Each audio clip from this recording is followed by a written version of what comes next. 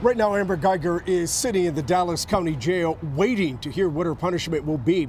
This is the ex-Dallas police officer's new mugshot, taken just a few moments after she was found guilty of murder. You know, all eyes have been on Dallas. It is quiet tonight, but it's been really tense around here. A lot of people had feared, had there not been a murder conviction today, we would have seen protests down here tonight. Of course, this has been one of the biggest trials this city has ever seen, and today, the nation was watching. Yeah, and it's not over yet. Joe Paniker is live at the courthouse where the jury is going to get back to work here in less than 12 hours from now. Will Amber Guyger testify again tomorrow? Well, she did during the jury trial. She has that option. Outside of an appeal, this may be her last chance to say something. It may be her last chance to save her character. She is at the Dallas County Jail, as you said, just across from here, and it is her first night after the verdict. It took more than a year to get to Tuesday, and then it felt like it was all happening too quickly. First, the jury trial, then the punishment phase. We, the jury, unanimously find the defendant, Amber Guyger, guilty of murder as charged in the indictment. Justice and judgment delivered with one word: guilty. Amber Guyger, the former Dallas officer, shot and killed her neighbor Botham Jean in his own apartment. After the unanimous verdict, she was slumped back in her chair, frozen. Allison, Botham's mom, the opposite, arms open, like a prayer answered. Guyger's family sat in stunned silence. Botham's family hugged and cried and kissed in the courtroom. What followed were cheers outside that courtroom, within earshot of Amber Guyger, who reached for a Kleenex. This verdict today is for them. Everybody can raise their hand. This verdict is for them. This verdict is for them.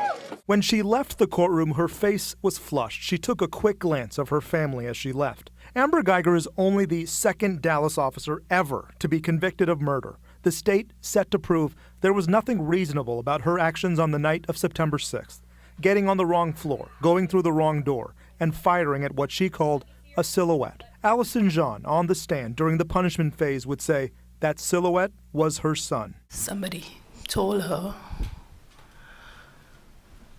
that both of us shot and that he died.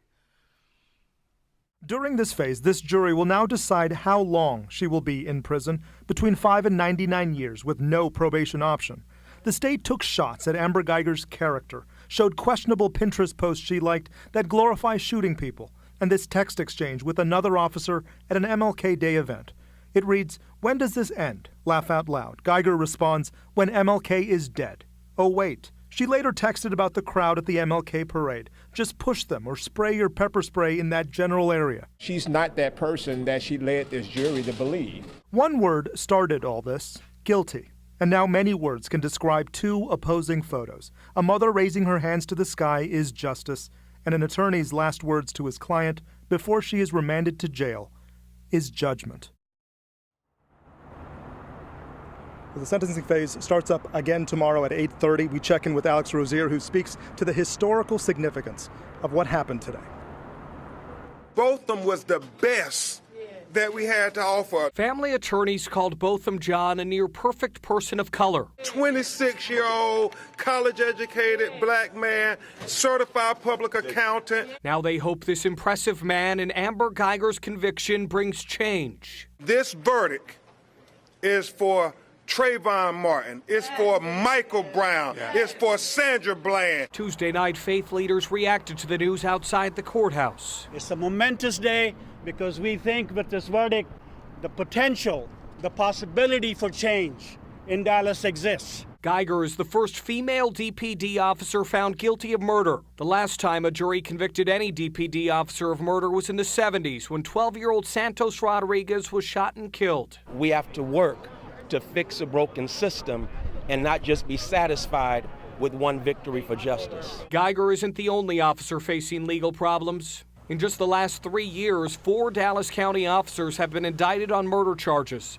Guyger, now the third conviction. Mike Snipes is a former assistant district attorney. And then I tell police officers all the time, y'all are my friends. When we do things like this, it actually makes it safer for you because the public knows that you don't have a blank check. So as this region looks back on Botham Jean, he's remembered for personal and professional success. Working for one of the big 3 accounting firms in the world, PricewaterhouseCoopers. But his passing and the legal proceeding that followed may mark a historic turning point in America. We're leading the way, we are pushing so that it is not rare, but that this is common, that justice continues to roll down like water and righteousness like a mighty stream. In Dallas, I'm Alex Rozier. The jury is made up of a diverse group of different ethnicities, 8 women and 4 men. They deliberated for about 6 hours, deciding between 3 choices: murder, meaning Amber Guyger intended to kill Botham Jean; manslaughter, that she acted recklessly; and of course, an acquittal. And even if Amber Guyger appeals the verdict, she'll have to wait it out behind bars. Yeah, and one question we've seen a lot of you asking on Facebook is how does the jury come up with a sentence? Well, we can't really answer that without speaking to them, but we can show you the sentence other officers received. Last year, Farmers Branch police officer Ken Johnson was sentenced to 10 years in prison. He shot and killed a teenager who was breaking into his SUV. And Roy Oliver is a former officer in Balch Springs. He got 15 years for the murder of Jordan Edwards. Oliver fired into a moving car full of teenagers, and the jury gave him 1 year in prison for each year in Jordan's life. Obviously, these are individual cops under very different circumstances. Hundreds of thousands of you watched our coverage on Facebook Live, but look, I know it's hard